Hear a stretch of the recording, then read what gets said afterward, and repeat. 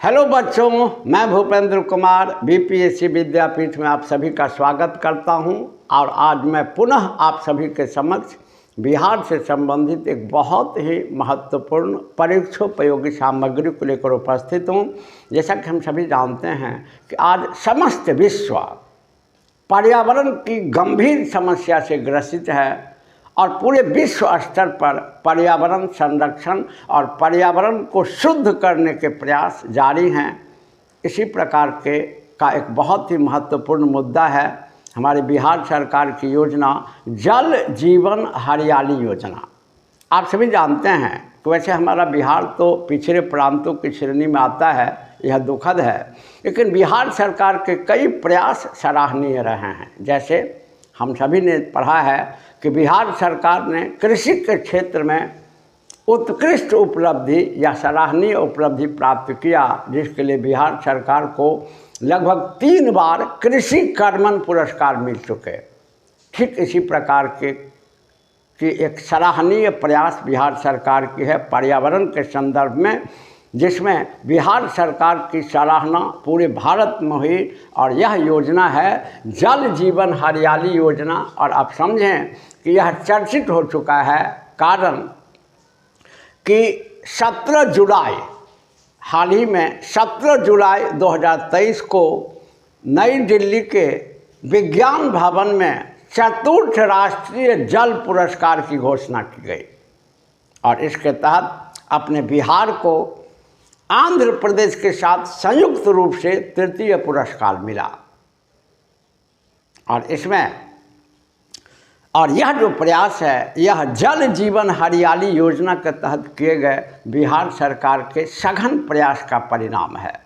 तो अगर बिहार सरकार की महत्वाकांक्षी योजना जल जीवन हरियाली योजना को राष्ट्रीय स्तर पर जल पुरस्कार से सम्मानित किया गया, तो ये निश्चित रूप से आप मान लें कि इसमें पीटी में और मेंस में या अनदर जो ऑब्जेक्टिव एग्जाम्स बिहार में होते हैं वहाँ प्रश्न आने ही आने हैं। तो यह काफ़ी चर्चित हो चुका है।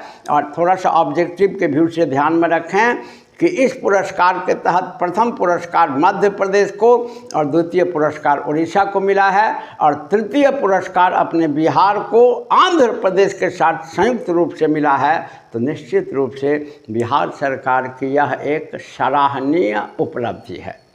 और इसमें बिहार लोक सेवा आयोग के एग्ज़ाम में पीटी और मेन में सवाल आने हैं। वैसे भी आप देखिए कि हर कॉम्पिटिटिव एग्जाम में पर्यावरण से संबंधित प्रश्न पूछे ही जाते हैं, क्योंकि अभी समस्त विश्व के समक्ष पर्यावरण ज्वलंत मुद्दा है।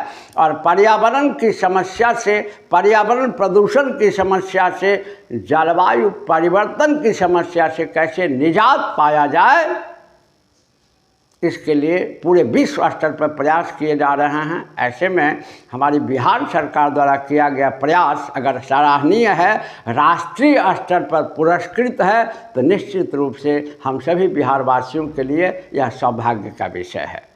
चलिए हम लोग जल जीवन हरियाली योजना, जो बिहार सरकार की बहुत ही महत्वाकांक्षी और अब राष्ट्रीय स्तर पर रिकॉग्नाइज और स्वीकृत योजना हो चुकी है, इसके संदर्भ में कुछ बिंदुओं पर ध्यान दें, जहां से हमारे सवाल अनिवार्य रूप से आएंगे और पीटी और मेन दोनों में हम लोग इसको लिखने में सक्षम होंगे। इसके कुछ तकनीकी बिंदुओं पर ध्यान दें। सबसे पहले ध्यान में रख दें कि इसका प्राकृतिक संतुलन की दृष्टि से पर्याप्त मात्रा में जल तथा प्राकृतिक हरियाली को बनाए रखने के लिए बिहार सरकार द्वारा 26/10/2019 को इस योजना का शुभारंभ किया गया था। तो यहाँ एक बहुत ही महत्वपूर्ण बिंदु है कि इस योजना का शुभारंभ 26/10/2019 को हुआ था। और इसका उद्देश्य प्राकृतिक संतुलन के लिए पर्याप्त मात्रा में जल तथा प्राकृतिक हरियाली को बनाए रखना है। इसके बाद इस योजना के संदर्भ में ध्यान रखें कि योजना के माध्यम से प्राकृतिक संतुलन के साथ साथ किसानों की आय में वृद्धि। आप सभी जानते हैं कि हमारे भारत में किसान काफ़ी गरीबी की स्थिति में होते हैं, और किसानों की आर्थिक स्थिति को सुधारने के लिए सरकार द्वारा हर संभव प्रयास किए जाते हैं, आइदर वो सेंट्रल गवर्नमेंट हो या स्टेट गवर्नमेंट हो। और किसानों की स्थिति कितनी दयनीय है कि कुछ समय पहले तक किसानों द्वारा आत्महत्या की प्रवृत्ति काफ़ी प्रबल थी। हालांकि हाल के भारत में और बिहार में तो खैर इस प्रकार की प्रवृत्ति नहीं रही है, यह एक सुखद बिंदु है बिहार के लिए। लेकिन बिहार में किसानों की स्थिति दयनीय जरूर रही है। और जल जीवन हरियाली योजना का उद्देश्य पर्यावरण को संतुलित बनाए रखना तो है ही, साथ साथ किसानों की आय में वृद्धि करना भी है। तो जब यह ऑब्जेक्टिव में प्रश्न पूछे जाएंगे या जब मेंस में लिखना होगा, आप सहजता से लिखें कि ऑब्जेक्टिव में जब आएगा कि इसके उद्देश्य, तो सामान्यतः बच्चे समझेंगे कि इसके उद्देश्य पर्यावरण को संतुलित करना है, निश्चित रूप से है। लेकिन इसके अलावे इसका एक मुख्य उद्देश्य किसानों की आय में वृद्धि करना भी है। तो जल जीवन हरियाली योजना, जिसका शुभारंभ 26/10/2019 को हुआ, इसका उद्देश्य प्राकृतिक संतुलन को बनाए रखने के साथ साथ किसानों की आय में वृद्धि भी है। और इस योजना से संबंधित जो मुख्य बिंदुएं हैं, जहां हमको मेंस राइटिंग में और ऑब्जेक्टिव में काफ़ी प्रमुखता से प्रश्न बनेंगे हमारे, वो ये कि इस योजना में कुल 11 अवयव 11 कंपोनेंट्स हैं। तो एक ऑब्जेक्टिव के व्यू से और सब्जेक्टिव लिखने के भी व्यू से ध्यान रखें कि इस योजना में कुल 11 अवयव हैं, 11 कंपोनेंट्स हैं, जिनमें से 1 से लेकर 7 तक का अवयव जल संरक्षण और जल वृद्धि से है। और इसी संदर्भ में सरकार ने इतने महत्वपूर्ण प्रयास किए कि आज हमारे बिहार की सरकार को राष्ट्रीय स्तर पर जल पुरस्कार के वितरण में 3रा स्थान प्राप्त हुआ। अर्थात जल संरक्षण के क्षेत्र में बिहार सरकार का प्रयास राष्ट्रीय स्तर पर स्वीकृति के योग्य हुआ और इसके तहत बिहार की सरकार को पुरस्कार मिला। तो जल जीवन हरियाली योजना के जो 11 कंपोनेंट्स हैं, 11 अवयव हैं, उनमें पहला से लेकर 7वां तक का अवयव जो है ये सरकार का आंकड़ा है और सरकार द्वारा दिया गया स्टेटमेंट है, इसीलिए ये ऑथेंटिक है। और 11 कंपोनेंट में पहला से लेकर 7वां तक जो कंपोनेंट है, यह जल संरक्षण और जल के मामले में प्रांत को समृद्ध बनाने से है। 8वां जो अवयव है, 8वां कंपोनेंट हरियाली यानी वृक्षारोपण से है। 8वां अवयव हरियाली को बढ़ाना या वन आवरण को बढ़ाना अर्थात वृक्षारोपण से है। और 9वां अवयव जो है यह मौसम के अनुकूल कृषि से है। ध्यान रखें कि बिहार की सरकार भारत की पहली सरकार है या पूरे भारत में बिहार पहला प्रांत है जिसने जलवायु के अनुकूल खेती करने की योजना शुरू की। और यह कृषि के क्षेत्र में विकास का एक बड़ा आधार सिद्ध हुआ। और जलवायु के अनुकूल यदि खेती की योजना बनाई जाती है तो किसी भी जलवायु में अच्छी से अच्छी उपज प्राप्त करके प्रांत की समृद्धि और किसानों की समृद्धि को आगे बढ़ाया जा सकता है। तो जब तार्किक पक्ष लिखना होता है, इसके उद्देश्य क्या है या क्या लाभ मिलेंगे, तो इन बिंदुओं को आप आसानी से ऐड कर सकते हैं अपने आंसर में। और इसका 9वां अवयव मौसम के अनुकूल कृषि से संबंधित है, जो बहुत ही महत्वाकांक्षी योजना है। और इसका 10वां अवयव जो है यह सौर ऊर्जा। आप सभी जानते हैं कि सौर ऊर्जा, सोलर एनर्जी को आगे बढ़ाने के लिए बिहार सरकार की कई महत्वाकांक्षी योजनाएं चलाई गई हैं। जैसे बिहार सरकार की एक योजना है कि आप अगर अपने छत पर सोलर पैनल लगाते हैं तो इलेक्ट्रिसिटी का प्रोडक्शन होगा और आपके कंजम्पशन से अगर ज़्यादा प्रोडक्शन होगा तो सरकार खरीदेगी और उससे आपको आर्थिक लाभ में मिलेगा। और सबसे बड़ी बात है कि आज पूरा विश्व जहाँ जीवाश्म ईंधन से बिजली बनती है, मुख्य रूप से कोयला से और पेट्रोल से और गैस से, खास करके कोयला से और गैस से, और आप सभी जानते हैं कि यह जीवाश्म ईंधन है और पर्यावरण को पूरी तरह से प्रदूषित कर चुका है। ऐसी स्थिति में सरकार द्वारा सौर ऊर्जा से विद्युत प्राप्ति की योजना को काफ़ी आगे बढ़ाया जा रहा है और जल जीवन हरियाली योजना का जो 10वां अवयव है यह सौर ऊर्जा के वृद्धि से संबंधित है। सौर ऊर्जा के अधिक से अधिक उपयोग से है और इसके तहत बिहार सरकार द्वारा कई कार्यक्रम भी संचालित किए गए हैं और जल जीवन हरियाली योजना का 11वां अवयव 11th कंपोनेंट जल जीवन हरियाली योजना को कंटिन्यू चलाए रखने से संबंधित है। तो जब ऑब्जेक्टिव में सवाल बनाएं, सब्जेक्टिव में लिखें जल जीवन, इस बार के भी बीपीएससी में मेंस में इनडायरेक्टली जल जीवन हरियाली योजना पर क्वेश्चन आ चुका है और अब चूंकि इसको पुरस्कार मिल चुका है तो निश्चित रूप से इसमें क्वेश्चन आना है। तो ऑब्जेक्टिव और सब्जेक्टिव दोनों के व्यू से आपके लिए बड़ा लाभकारी रहेगा।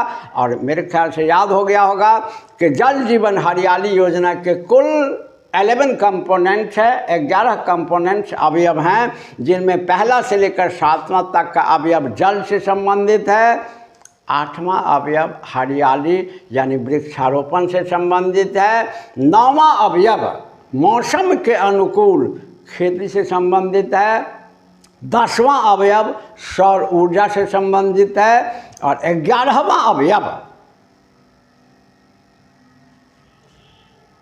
इस योजना को रोकना नहीं बल्कि कंटिन्यू चलाते रहने से यह काफ़ी लाभकारी योजना है। इसके बाद इस योजना के तहत अन्य मुख्य बिंदुओं पर ध्यान दें कि इस योजना के प्रति लोगों को जागरूक करने के लिए प्रत्येक माह के प्रथम मंगलवार जैसे वन संरक्षण के प्रति लोगों को जागरूक करने के लिए सरकार द्वारा वन महोत्सव मनाया जाने लगा। तो ऑब्जेक्टिव में क्वेश्चन पूछे जाएंगे बिहार में कि जल जीवन हरियाली योजना के तहत लोगों को जागरूक बनाने के लिए इस दिशा में लोगों को आकर्षित करने के लिए बिहार सरकार का क्या प्रयास है। तो आपके सामने है कि इस योजना के प्रति लोगों को जागरूक करने के लिए प्रत्येक माह के प्रथम मंगलवार को जल जीवन हरियाली दिवस मनाए जाने का निर्णय लिया गया। यह ऑब्जेक्टिव और सब्जेक्टिव दोनों के व्यू से बहुत ही महत्वपूर्ण सवाल है। इसके बाद सरकारी आंकड़ा जो हाल ही में बिहार सरकार द्वारा जारी किया गया है और सरकारी आंकड़ा के अनुसार जीविका समूह जो बिहार के एक बहुत ही प्रमुख समूह या सराहनीय समूह है जो बिहार के खास करके ग्रामीण क्षेत्रों के विकास में काफ़ी योगदान दे रहा है और नगरीय क्षेत्र में भी। तो जैसा कि बिहार सरकार का आंकड़ा जारी हुआ है हाल ही में कि सरकारी आंकड़ा के अनुसार जीविका समूह के 1.20 करोड़ परिवार इससे जुड़ चुके हैं। आप समझ सकते हैं कि योजना वैसे सफल नहीं हो सकती है। योजना तभी सफल हो सकती है जब सरकार योजना को कुशलता से बनाए और क्रियान्वित करे और साथ साथ जन सहभागिता हो, जनता का सहयोग हो। सरकार की हर वह योजना विफल हो जाती है जिसमें जन सहभागिता नहीं होती है। इसलिए मेंस में जब भी हम लोग किसी योजना की समीक्षा लिखते हैं एक लाइन जरूर लिखते हैं कि इस योजना को बढ़िया से संचालित करने के लिए जन सहभागिता पब्लिक पार्टिसिपेशन बहुत ही ज़रूरी है। और इस योजना को यह योजना अगर आज सफल हुई और इस योजना को आज पुरस्कार यदि मिला, सराहनीय अगर माना गया इस योजना को सराहनीय, तो निश्चित रूप से इसके पीछे सबसे बड़ा योगदान बिहार के विभिन्न परिवारों का, बिहार के किसानों का है और आजीविका समूह के 120 करोड़ परिवारों का ही रहा जो इससे जुड़कर इस योजना को सफल बनाए। इसके बाद इस योजना से संबंधित बहुत ही महत्वपूर्ण आप समझें बिंदु ये कि अच्छा देखिए अब इसमें क्या है कि पौधारोपण का कार्यक्रम किया गया। तो निश्चित रूप से 2019 में कोरोना आ गया तो एक आंकड़ा जारी हुआ जो ऑब्जेक्टिव में भी पूछे जाएंगे कि कोरोना के बावजूद सरकार का आंकड़ा है कि कोरोना के बावजूद योजना के तहत लगभग 3.91 करोड़, तो मान लें लगभग 4 करोड़ पौधा लगाया गया। जबकि कोरोना काल में पूरा विश्व, पूरा भारत त्राहि कर रहा था, लेकिन हमारी सरकार जल जीवन हरियाली योजना को आगे बढ़ाने के लिए कितना प्रयासरत थी इसका ज्वलंत उदाहरण है कि कोरोना के बावजूद इस योजना के तहत लगभग 3.19 करोड़ यानी लगभग 4 करोड़ वृक्ष लगाए गए।